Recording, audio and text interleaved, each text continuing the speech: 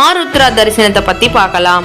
மார்கழி மாதம் திருவாதிரை நட்சத்திரமும் பௌர்ணமி தினமும் சேர்ந்து வருகின்ற தினத்தன்று சிவபெருமானுக்கு நள்ளிரவில் அபிஷேக ஆராதனை போன்றவைகள் நடைபெறும்.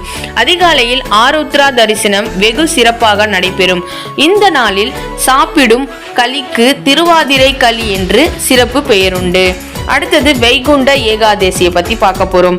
மகாவிஷ்ணுக்கு உகந்த வைகுண்ட ஏகாதசி வருவது மார்கழியில் தான்.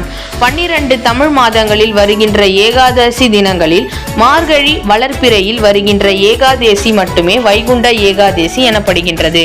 இந்த நாள்ல அனைத்து விஷ்ணு கோயில்களிலும் சொர்க்கவாசல் திறக்கப்படுவது மிக சிறப்பாக கருதப்படுகின்றது.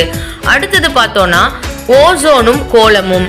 அறிவியல் ரீதியாக ஓசோன் மண்டலம் பூமிக்கு மிக அருகில் வரும் காலம் என்பதால் இந்த மாதத்தில் மட்டும் அதிகாலையில் எழுந்து பெண்கள் வாசலில் கோலமிட வேண்டும் என்று கூறுகிறார்கள். அதனால் பெண்களுக்கு ஆரோக்கியம் கிடைக்கும்.